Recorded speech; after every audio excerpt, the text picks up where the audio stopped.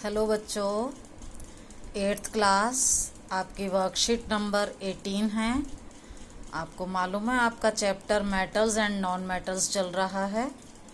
आप बहुत सारी मेटल्स के बारे में जानते हैं, जैसे कॉपर है, जिंक है, आयरन है, एल्यूमिनियम है, गोल्ड है, सिल्वर है, सोडियम है। अब इनमें से some metals are more reactive, बहुत रिएक्टिव होती हैं। जैसे मैंने आपको पहले बताया था कि सोडियम Na से इसको हम शो रिप्रेजेंट करते हैं, ये इसका सिंबल है। It catches fire when kept in open. अगर हम इसको ओपन एयर में भी रख देते हैं तो इट कैचेज फायर, मतलब हाईली रिएक्टिव है। ठीक है। While some metals are less reactive, बहुत कम रिएक्टिव होती हैं। जैसे आप गोल्ड, सिल्वर, गोल्ड को आप कैसा भी रख लो, उस पर कितना भी वाटर डाल लो, एयर में आप पहने रखते हो, तो क्या उसमें कोई चेंज आता है? नहीं, वो लीस्ट रिएक्टिव है। वो बहुत लीस्ट, क्या बिल्कुल रिएक्ट करता ही नहीं है। हाँ, तो gold doesn't react with air water, वो किसी से भी रिएक्ट नहीं करता। तो इसका मतलब कुछ मेटल्स तो बहुत रिएक्टिव हैं और कुछ बहुत कम रिएक्टिव हैं। तो हम कैसे पता लगाएंगे कि कौन ज़्यादा रिएक्टिव है और कौन कम रिएक्टिव है? तो हम रिएक्टिविटी ऑफ मेटल्स के लिए हम एक रिएक्शन करेंगे और उस रिएक्शन को हम बोलते हैं डिस्प्लेसमेंट रिएक्शन। ठीक है। अब हम एक्टिविटी करेंगे। ठीक है। डिस्प्लेसमेंट रिएक्शन, विस्थापन क्रिया के लिए हम एक एक्टिविटी कर रहे हैं। यहाँ मेरे पास ये आयरन मेटल है, लोहे की कील, यही आयरन मेटल है। और ये मेरे पास है कॉपर सल्फेट। इसका कलर आप देख रहे हो, ब्लू कलर है। मैंने थोड़ा सा कॉपर सल्फेट इस टेस्ट ट्यूब में लिया। ये टेस्ट ट्यूब है। इस टेस्ट ट्यूब के अंदर मैंने थोड़ा सा कॉपर सल्फेट लिया। मेरे पास स्टैंड नहीं है, इसलिए मैंने गिलास को यूज किया जिससे ये गिरे नहीं। अब मैंने कॉपर सल्फेट का एक्वस सॉल्यूशन बनाया। AQ aqueous. एक्वस का मतलब होता है वाटर के अंदर। जब भी हम कोई सॉल्यूशन वाटर के अंदर बनाते हैं तो उसे एक्वस सॉल्यूशन कहते हैं। मैंने इस कॉपर सल्फेट के अंदर थोड़ा सा वाटर ऐड कर दिया। ये मेरा कॉपर सल्फेट सॉल्यूशन है। अब मैं इसको डिसॉल्व कर लूंगी। डिसॉल्व करने के बाद मैं इसको थोड़ा सा एक टेस्ट ट्यूब में अलग ले लेती हूँ और एक में ये थोड़ा सा मैंने अलग टेस्ट ट्यूब में रख लिया और दूसरे वाले में मैंने एक आयरन नेल को धागे से बांधकर इसमें डाल दिया।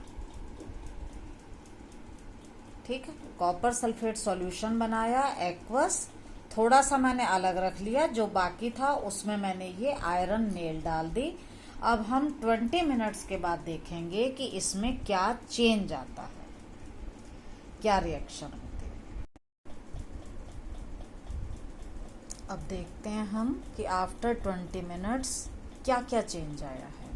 अगर हम आफ्टर 20 मिनट्स देखते हैं तो आप ध्यान से देखो, जिसमें आयरन की नेल डाली है उस टेस्ट ट्यूब में कॉपर सल्फेट वाला जो कलर था वो थोड़ा सा फेड हो गया है और बेटा ये धीरे धीरे लाइट ग्रीन हो जाएगा। ठीक है।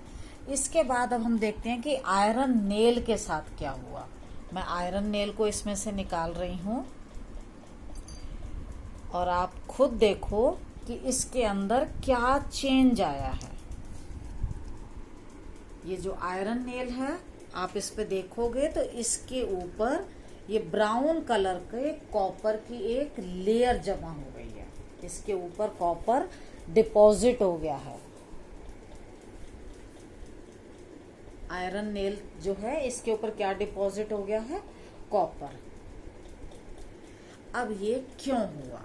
इसमें कौन सी रिएक्शन हुई? तो देखो हमने लिया था कॉपर सल्फेट जिसका कलर था ब्लू, इसमें डाली थी आयरन नेल, ठीक है। जब 20 मिनट्स के बाद देखा तो यहाँ पर इस आयरन ने यहाँ से कॉपर को डिस्प्लेस कर दिया, हटा दिया। जो कॉपर सल्फेट है इसमें से यहाँ कॉपर को डिस्प्लेस कर दिया, वो तो अलग आ गया, और खुद Fe जो है वो कहाँ आ गया? सल्फेट के साथ। तो ये बन गया FeSO4, फेरस सल्फेट या आयरन सल्फेट, और कॉपर जो था वो डिस्प्लेस हो गया, अलग हो गया। जैसे मान लो ये डेस्क है, इस डेस्क के ऊपर आप ये दो बच्चे बैठे हैं, कोई एक तीसरा बच्चा आता है और वो इसको हटाता है अलग और खुद यहाँ बैठ जाए, तो डिस्प्लेस कर दिया। सेम यहाँ पर हुआ, ये कॉपर सल्फेट था और ये था आयरन। आयरन ने यहाँ से क्या किया? कॉपर को भगा दिया, हटा दिया, डिस्प्लेस कर दिया। डिस्प्लेस किया तो कॉपर अकेला रह गया और Fe के साथ कौन आ गया? SO4।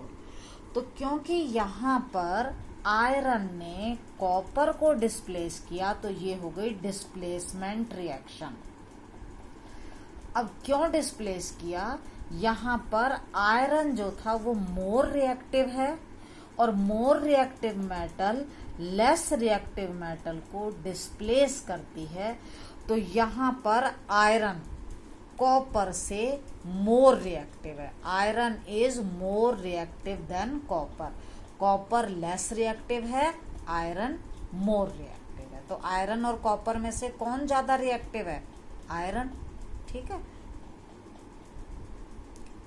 अब हम एक और एक्टिविटी में ऐसे ही देखते हैं।